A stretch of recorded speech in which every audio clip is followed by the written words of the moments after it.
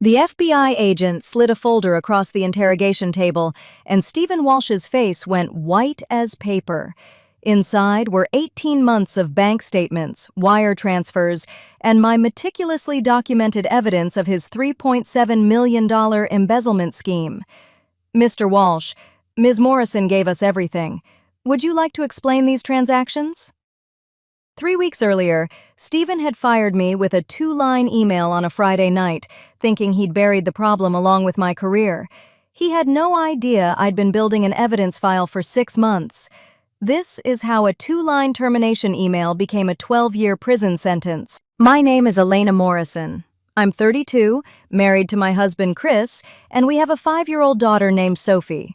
For 7 years, I'd been a Senior Financial Analyst at Cascade Financial Group, a mid-sized investment firm in Chicago, managing $2 billion in client assets. I was exceptional at my job, meticulous, the kind of person who caught discrepancies others missed.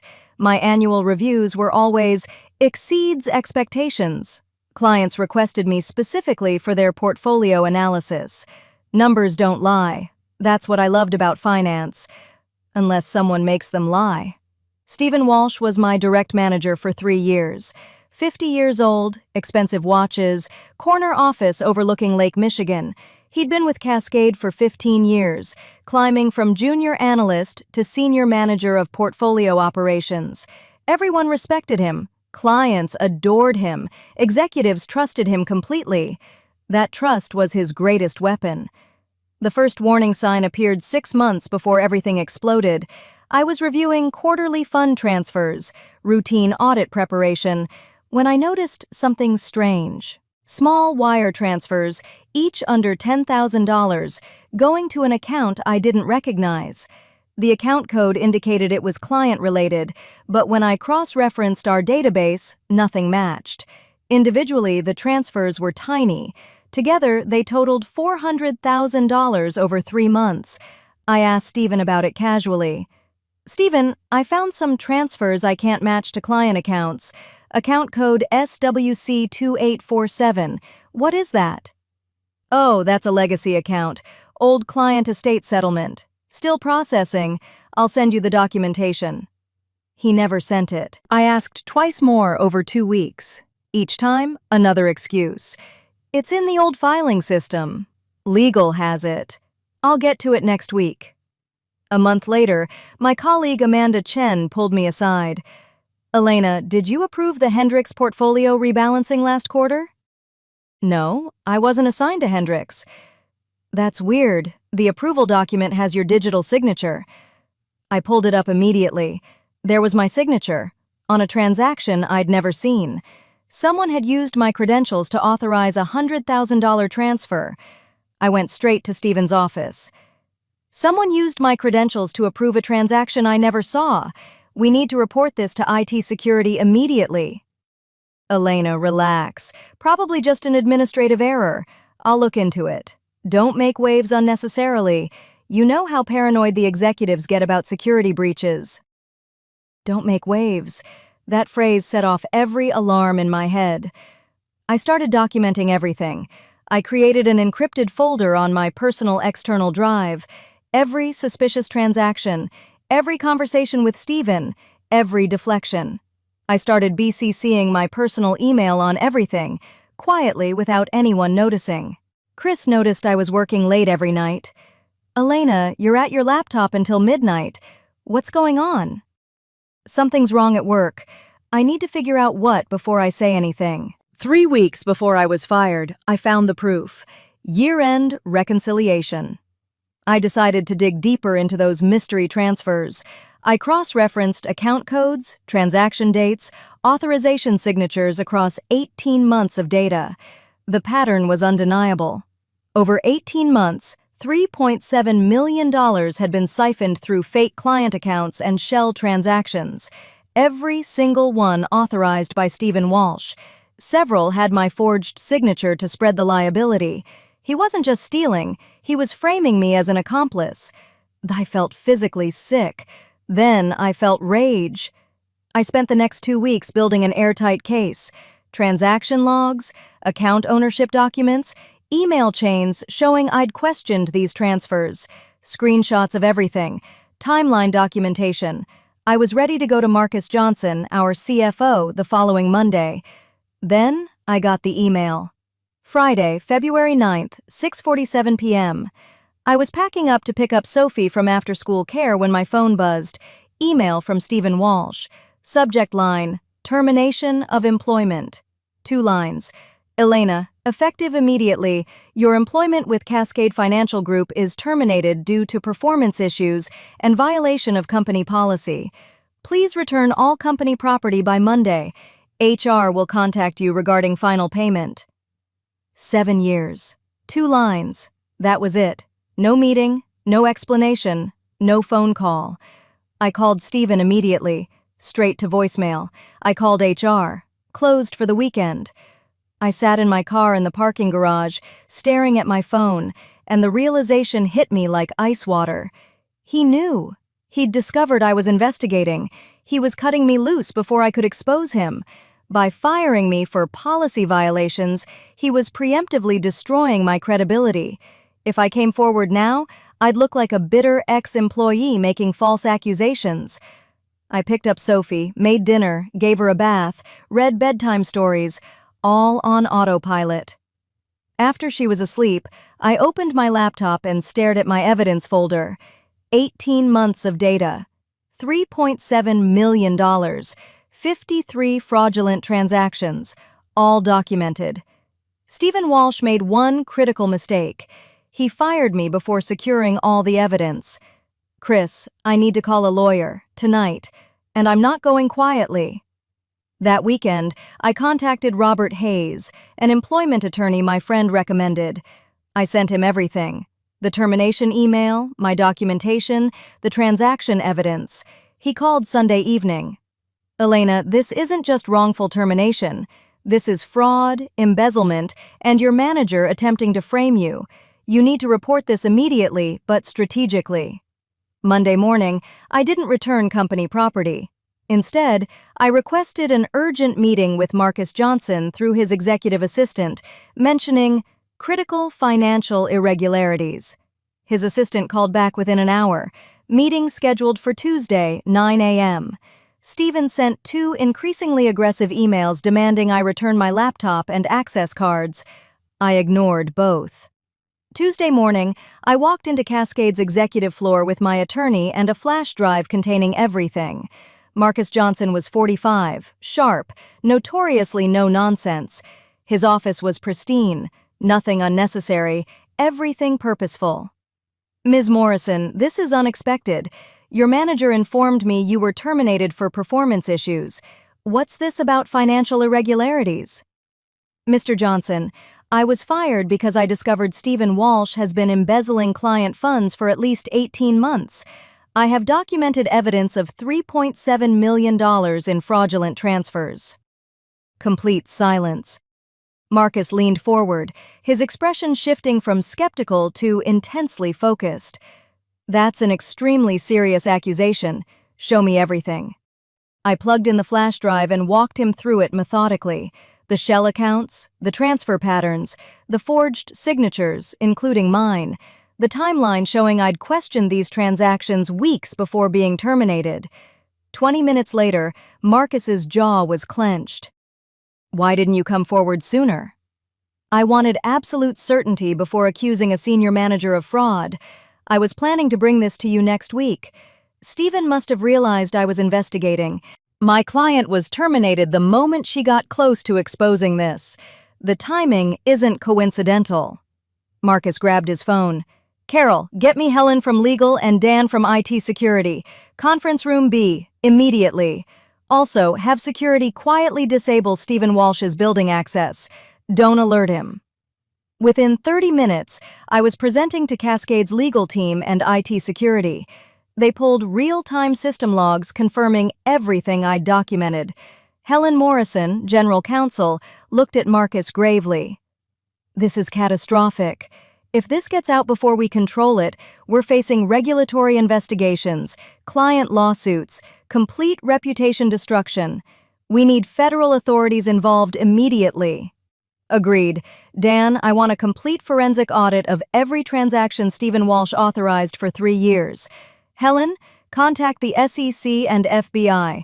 Elena, you'll need to make an official statement. What about my termination? Rescinded immediately. You're on paid administrative leave pending investigation. We'll need you available for authorities. You're not fired, Ms. Morrison. Stephen Walsh, however, he didn't need to finish that sentence. Over the next week, everything moved with terrifying speed. FBI agents arrived Wednesday.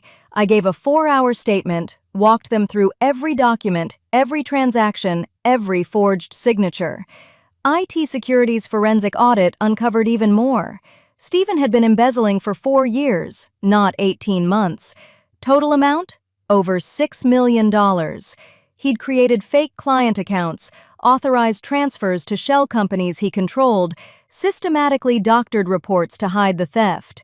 When anyone got close, like me, he either deflected or eliminated them. The forged signatures were his insurance policy. If caught, he'd blame subordinates. Thursday morning, the FBI raided Stephen's home and office simultaneously. They seized computers, files, bank records, everything. Amanda called me that afternoon, voice shaking. Elena, what the hell is happening? FBI agents walked Stephen out in handcuffs this morning. Everyone's losing it. Stephen's been embezzling millions. I found it. That's why he fired me. Oh my God, Elena, I was so confused when you were fired. It made 0 sense. You were the best we had. By Friday, the story leaked to financial news outlets. Senior manager at Cascade Financial arrested for multi-million-dollar embezzlement scheme. Marcus called me directly. Elena, I want you back. Not just back, promoted. We need someone with integrity in Stephen's position. Someone who'll rebuild client trust. Interested? I negotiated hard. 20% raise, senior manager title, team of my choosing, written whistleblower protections. I accepted. 2 weeks later, I returned to Cascade as Senior Manager of Portfolio Operations, Stephen's old position. The office atmosphere was shattered. People were traumatized. Trust was destroyed. Clients were demanding answers. I spent my first week meeting every team member individually, reassuring them, explaining what happened without violating legal confidentiality. Amanda became my deputy. Together, we implemented new oversight protocols, dual authorization for all transfers, quarterly independent audits, mandatory ethics training. Meanwhile, Stephen's legal situation collapsed completely. The FBI found shell companies in the Cayman Islands, fake client accounts across 3 states, falsified documents spanning 4 years. He'd bought a vacation home in Florida, a boat, funded his children's private school tuition, all with stolen client money. His attorney tried negotiating a plea deal. Federal prosecutors weren't interested in leniency.